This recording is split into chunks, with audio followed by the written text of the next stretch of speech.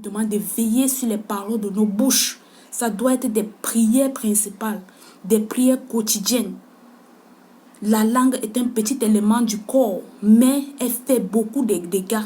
Elle cause beaucoup de dégâts. Et nous devons avoir les fruits du Saint-Esprit. Parmi les fruits du Saint-Esprit, il y a ce qu'on appelle la maîtrise de soi. On doit avoir la maîtrise de soi sur la colère. On doit avoir la maîtrise de soi sur ce qu'on relâche aux autres. La Bible te dit que la bénédiction et la malédiction ne doivent pas se trouver sur tes lèvres. Ce qui soit sorti de tes lèvres, c'est de l'eau qui bénit les gens. C'est-à-dire qui apporte la vie et non la destruction. Quiconque déteste son frère est un meurtrier. Et vous savez qu'aucun meurtrier n'a la vie éternelle demeurant en lui.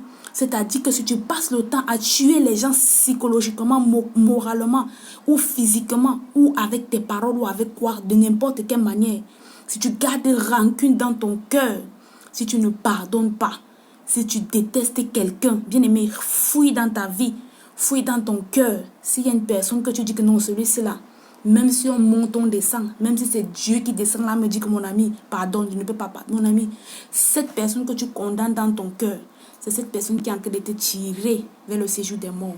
C'est cette personne, tant que tu ne libères pas cette personne de ton cœur, parce que tant que tu l'enfermes dans la prison de ton cœur, tu es en train de devenir un meurtrier. C'est ce que cette parole nous dit. Tu détestes ton frère. Et tu ne peux pas dire que tu détestes ton frère et que tu es un homme simple. Quiconque déteste son frère est un meurtrier, verset 15. Et vous savez qu'aucun meurtrier n'a la vie éternelle demeurant en lui. Nous avons connu l'amour en ce qu'il a donné sa vie pour nous. Nous avons connu l'amour en ce qu'il a donné sa vie pour nous. Nous aussi, nous devons donner notre vie pour les frères. Bien aimé, quand il dit que nous aussi, nous devons donner nos vies pour les frères. Souvenez-vous, Paul a dit qu'il a été en péril même parmi les frères. Il a été persécuté même parmi les frères. Ce n'est pas tout le temps qu'on va t'acclamer, on va te donner des éloges, même parmi les frères. Il y a même parfois les propres membres de ta famille, ce sont eux qui vont te mettre les bâtons dans les roues.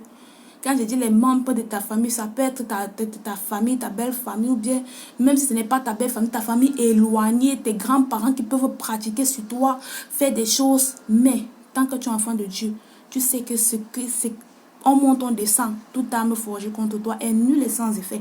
Mais cela s'applique seulement à ceux qui marchent conformément à la parole de Dieu. Cela s'applique à ceux qui marchent conformément à la parole de Dieu. Parce que si tu veux que Dieu soit fidèle, sois aussi fidèle. C'est comme ça que Dieu fonctionne. Verset 16. Nous avons connu l'amour en ce qu'il nous a donné sa vie pour nous. Nous aussi, nous devons donner nos vies pour nos frères. Bien-aimés, il y a des moments où tu dois accepter souffrir pour d'autres. Il y a des moments où tu dois accepter périr pour d'autres. Si quelqu'un possède des biens du monde et que voyant son frère dans le besoin, il lui ferme les portes, comment l'amour de Dieu demeure-t-il en lui? Il y a des gens aussi, Dieu les a bénis financièrement. Dieu les a bénis de n'importe quelle manière. Mais tu vois ton frère qui n'a rien, tu deviens moqueur. Tu t'assieds à la compagnie des moqueurs. Et pourtant la Bible te dit, ne vous asseyez pas à la compagnie des moqueurs. Tu deviens celui qui calomnie. Oh, Dieu m'a béni, Dieu m'a fait ceci, celui-là n'a rien. Tu commences à moucharder. Non, bien-aimé. Vanité de vanité, tout est vanité. Il n'y a rien de nouveau sous le soleil. Ce qui a été, c'est ce qui sera. Sache que comme Dieu t'a béni là, un jour, quand tu vas partir, mourir là, on va t'enterrer même pas avec une pièce d'argent. Même pas avec une pièce d'argent. Même les vêtements qu'on met sur toi ce jour-là, ça va pourrir. Tu vas devenir des ossements. Mais maintenant, tes comptes, quelles sont les richesses que tu as amassées dans le royaume des cieux? Jésus a dit qu'amassez-vous des richesses là où il n'y a pas de voleur, et là où il n'y a pas de rouille. Amassez, choisissons la bonne part. Si tu as, il faut donner. Il faut donner. La Bible nous parle de la femme. Il y avait une femme dans le temple. Elle avait seulement, je pense, 2 pièces. Elle a donné tout ce qu'elle avait. Et Jésus a dit qu'elle a donné plus que tous ces bosses qui venaient donner l'argent. Parce qu'eux, ils donnaient ce qui ne leur coûte rien. Mais cette femme, elle avait donné tout ce qu'elle avait. Et c'est ça qui a touché le cœur de Jésus. Est-ce que tu donnes de bon cœur? Dieu dit qu'il aime celui qui donne de bon cœur. Et il a encore dit qu'il y a plus de bonheur à donner qu'à recevoir. Il faut donner quand tu as. Il faut aider quand tu vois le nécessiteux.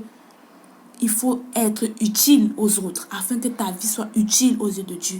Bien-aimé, il y a des gens ici là que même s'ils meurent, certaines personnes vont dire bon débarras. Il y a des gens que même s'ils meurent, ça ne peut même pas trop déranger le cœur de Dieu parce que tu étais sur la terre, tu ne le servais à rien. Mais il y a certaines personnes que dès qu'ils meurent, Dieu lui-même intervient. Il dit que ici là, mon ange va délivrer-le de la mort parce que j'ai besoin de lui. Et tu dois faire partie de ce genre de personnes. Ça doit être ton partage. Ta vie doit être précieuse aux yeux de Dieu. Et le malheur ne pourra rien te faire. On continue verset 18. Petits enfants, n'aimons pas en parole avec la langue, mais en action et en vérité. Bien-aimé, ce verset est à souligner. Il dit, petits enfants, n'aimons pas en parole avec la langue, c'est-à-dire n'aimons pas avec la bouche. Ne dis pas je t'aime, ça ne sert à rien de chanter je t'aime si tu ne peux pas manifester en action, même dans le foyer, même dans le couple, peu importe, même avec tes enfants, même avec ton prochain. Il dit que mais en action et en vérité, par là nous connaîtrons que nous sommes de la vérité. Nous rassurerons nos cœurs devant lui. Car si notre cœur nous condamne, Dieu est plus grand que notre cœur et il connaît toutes choses. Bien-aimés, si votre cœur ne nous condamne, bien-aimés, si notre cœur ne nous condamne pas, nous avons l'assurance devant Dieu. Bien-aimés, si notre cœur ne nous condamne pas, nous avons l'assurance devant Dieu. Je bénis vraiment le Seigneur pour sa parole. Dieu a vraiment envoyé sa parole. Bien-aimé, cette parole, je ne sais pas si tu as déjà eu l'habitude de la méditer, mais commence à le faire. C'est un challenge. Beaucoup sont chrétiens, mais n'aiment pas lire la parole, et moi-même, j'en faisais partie. Mais je me suis dit, comment je peux être chrétien? Dieu dit dans Jean 1, au commencement était la parole était Dieu. La parole s'est fait chair, elle a habité parmi les hommes. Ça veut dire que Dieu, c'est sa parole. Ciel et terre vont passer. Ciel et terre, toute la terre là, ça va passer. Mais sa parole demeure à toujours. Mais bien aimé, tu ne peux pas te dire chrétien. Tu as le dégoût de sa parole. Si tu détestes lire la Bible ici, ne dis pas que tu aimes Dieu. Ça fait de toi un menteur. Il est sa parole. Et c'est cette parole qui est claire. C'est ça qui t'illumine. C'est ça qui te montre. C'est ça qui te révèle. C'est ça qui te transforme. Il est sa parole. Il est fidèle dans cette parole. Il dit, il dit de petits enfants, n'aimons pas avec la bouche. Comme ce verset que je vous ai dit tout à l'heure, ce peuple m'honore des lèvres, mais son cœur est loin de moi. Dieu dit que ça ne sert à rien de dire blablabla, je t'aime. Non, il faut manifester. Il faut faire, faut œuvrer physiquement. Quelqu'un est souffrant, viens le rendre visite. Même la simple visite, là, c'est déjà quelque chose. Quelqu'un est dans le besoin, donne-lui à manger. Ne viens pas seulement lui dire, oh Jésus t'aime, tu prêches l'évangile, tu n'apportes même rien pour le réconforter. Bien aimé, il y a des gens qui cherchent à gagner les âmes. Ils cherchent à aller dans les grands ministères, aller chercher. Non. Allez dans les villages là où il y a les pauvres. C'est comme ça que les musulmans les gagnent. Allez là où il y a les pauvres là, apportez-leur la nourriture, ceux dont ils ont besoin. Dites-leur que c'est Jésus qui leur donne ça, que vous leur donnez de la part de Jésus. Bien aimé, ils vont ouvrir leur cœur à l'évangile. Et que tu prêches l'évangile à un pauvre ou bien à un riche devant Dieu, c'est la même chose. Le riche peut te casser la tête, mais le pauvre a le cœur ouvert parce qu'il est dans le besoin. C'est pourquoi Dieu a dit qu'il est difficile pour un riche d'entrer dans le royaume des cieux. Mais ça ne veut pas dire qu'on ne doit pas prêcher l'évangile aux riches. Mais il faut choisir les choses qui, selon la sagesse divine, Dieu nous a donné un esprit de sagesse, un esprit de crainte de l'éternel. Nous connaissons l'esprit de Dieu. En faisant les choses dans la sagesse, allez vers ceux qui sont dans le besoin, avec la possibilité que Dieu t'a donnée. Ouvre leur cœur à l'évangile et tu recevras au centuple. Car si notre cœur nous condamne, Dieu est plus grand que notre cœur et il connaît toutes choses. Ça veut dire que quoi? Si ton cœur te condamne, toi-même tu sais que quelqu'un là, il souffre à côté de toi. Tu es boss dans la famille, tu es riche, tu as la possibilité d'aider ton frère, ta soeur. Et depuis qu'il souffre là pour l'emploi, tu le vises. Tu marches comme ça, tu craches à côté de lui. Tu as ta voiture, tu l'éclabousses avec ta voiture. Tu verses l'eau sur lui. Mais bien aimé, si ton cœur là te condamne, la Bible te dit que Dieu est plus grand. Parce que la parole de Dieu nous dit que Dieu a mis un sceau dans la vie de chaque humain qui sache qu'il est Dieu. Même les bandits que vous voyez qui tuent les gens là, ils savent qu'il y a un Dieu qui existe. Parce qu'il a désormais dit qu'il va parler dans nos consciences. Et s'il parle dans ta conscience, il parle dans ton cœur. Si ton cœur te condamne, Dieu est plus grand que ton cœur. Ça veut dire fais gaffe. Fais gaffe. Si notre cœur nous condamne, Dieu est plus grand que notre cœur. Il connaît toutes choses. Bien-aimé, si notre cœur ne nous condamne pas, nous avons l'assurance devant Dieu. Ça veut dire que si déjà ton cœur ne te reproche de rien, bien-aimé, tu as déjà l'assurance. Est-ce que ton cœur te condamne de quelque chose? Est-ce que peut-être tu pratiques la masturbation? Quand tu le fais, tu sens des remords. Ton cœur est en train de te dire fais attention. Ton âme te dit que moi je ne veux pas aller en enfer. Est-ce que ton cœur te condamne quand tu pars voler? Est-ce que ton âme te condamne chaque fois que tu mens? Est-ce que ton âme te condamne chaque fois que tu triches à l'école? Tu voles, tu changes les documents au bureau. Tu donnes des faux prix, des prix exorbitants. Tu changes les factures. Tu fais le faux. La corruption et tout. Est-ce que ton cœur te condamne? Si ton cœur te condamne, c'est une alerte que ton cœur te donne pour te dire fais attention à là où tu veux passer l'éternité. Fais attention à là où tu es en train d'aller. Fais attention à là où tu es en train d'aller. Parce que quand on dit éternité, il ne va pas revenir sur sa parole. C'est éternité. Quoi que ce soit que nous demandons, nous le recevons de lui parce que nous gardons ses commandements et que nous faisons ce qui est agréable. Bien-aimés, ne détournons pas le sens des Écritures. Il y a beaucoup de personnes qui aiment dire Seigneur, bénis-moi. Seigneur, donne-moi. Seigneur, tu as dit que non, je serai la tête et non à la queue. Seigneur, tu as dit que je suis le fils d'Abraham, je dois être béni dans toutes mes entreprises. Bien-aimés, écoutez bien ce que le verset se dit. Dieu dit que on ne se moque pas de lui. Tu ne peux pas tromper Dieu. Il dit, quoi que ce soit que nous demandons, nous le recevons de lui. Pourquoi? Il y a une condition. Il dit parce que nous gardons ses commandements et que nous faisons ce qui lui est agréable. C'est-à-dire, si tu fais une prière à Dieu, rassure-toi d'abord que toi, tu accomplis ta part de garder les commandements de Dieu. Rassure-toi que toi, d'abord, premièrement, tu fais ce qui lui est agréable. Dans ce genre de situation, Dieu ne peut que être, comment dire, plein d'amour, de faire aussi sa part. Fidèle, il ne peut être que fidèle de faire sa part. Mais la condition, il y a une condition, parce que beaucoup oublient la condition. Beaucoup vivent dans le péché, beaucoup offensent Dieu. Beaucoup sont ceux-là que Dieu regrette d'avoir créé. Mais il dit, Seigneur, bénis-moi. Je veux aussi ma part de mariage. Je suis aussi un enfant de Dieu. Je m'appelle chrétien. Mais est-ce que tu gardes ses commandements? Est-ce que tu fais ce qui lui est agréable?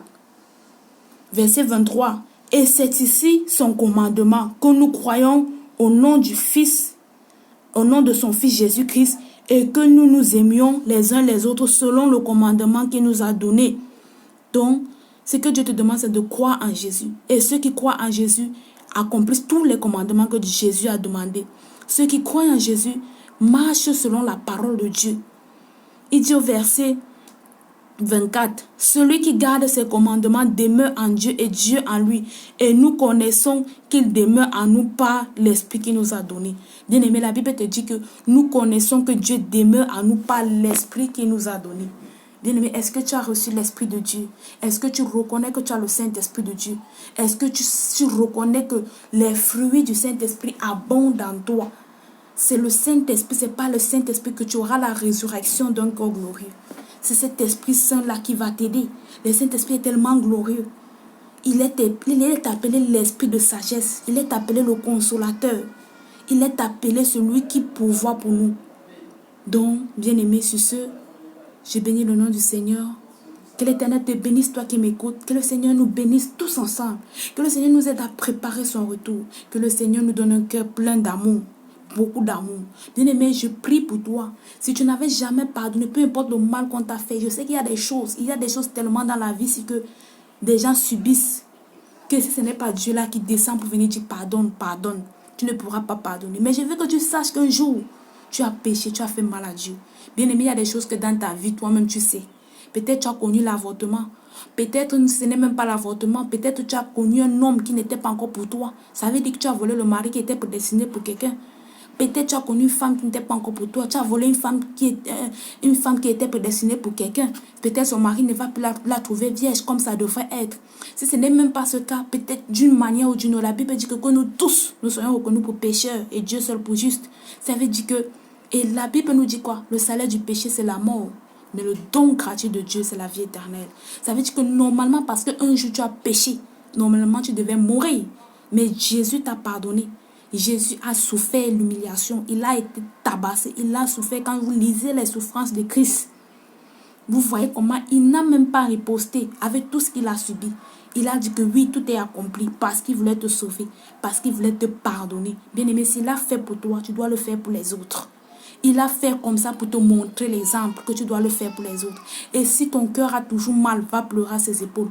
Venez à moi, vous tous qui êtes fatigués, je vous donnerai du repos. Si ton cœur souffre, Ton père ne t'a pas reconnu depuis que tu es enfant. Ton père ou ta mère t'a rejeté. On ne t'a pas accueilli. Tu te sens toujours abandonné. Tu te sens toujours rejeté. Tu n'arrives pas à trouver l'emploi. Tu te demandes si Dieu t'aime. Bien-aimé, Dieu t'aime. La preuve que tu existes, que tu respires encore, tu as le souffle de vie en toi, c'est une preuve que Dieu t'aime. Parce que tu as encore l'opportunité de venir à lui. Beaucoup n'ont plus cette opportunité-là.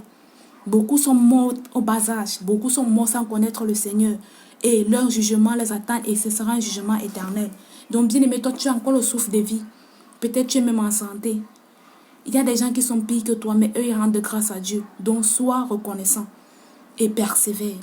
Seigneur, je te bénis pour ta parole. Seigneur, je te célèbre. Merci pour mon frère, pour ma soeur qui m'écoute. Seigneur, nous avons besoin de toi. Merci d'éloigner de nous toute iniquité. Merci de nous remplir d'amour. Seigneur, cet amour dont tu nous demandes de marcher, donne-nous de cet amour, Seigneur. Donne-nous de cet amour, Seigneur. Parce que tu es amour, que nous soyons amour. Aide-nous à ne plus vivre de nous-mêmes, mais que c'est toi qui vives à nous. Seigneur, que ton nom soit exalté, célébré et élevé au-dessus de tout nom. Merci de nous aider à persévérer. Merci de nous aider à être cette épouse sans tache ni ride, irréprochable devant ta face. Seigneur, c'est sur toi que nous comptons. Nous savons que nous avons encore ce corps charnel. Oh Seigneur, pas ton Esprit Saint. Nous savons que la chair est des désirs contraires de l'esprit. Mais Seigneur, ton esprit est plus que vainqueur. Parce que nous l'avons vaincu le malin par la parole de nos témoignages et par le sang de l'agneau. Seigneur, nous savons que nous sommes déjà assis dans les lieux élevés avec toi. Seigneur, merci. Merci de nous aider à être déterminés. Merci de nous aider à persévérer. Merci de pouvoir tous nos besoins. Merci d'aider mon frère ou ma soeur qui est sous le son de ma voix. Merci de pouvoir tous nos problèmes. Merci d'alléger nos cœurs. Merci Seigneur Jésus pour les portes qui s'ouvrent en notre faveur. Merci Seigneur Jésus pour tes anges qui campent autour de nous pour nous arracher du danger. Merci pour ta fidélité. Aide-nous aussi à être fidèles dans notre part. Merci Seigneur. Que toute la gloire te revienne. Seigneur Jésus-Christ, Seigneur Sauveur. Amen. Bien-aimé, sois béni dans le nom puissant de Jésus-Christ. Amen.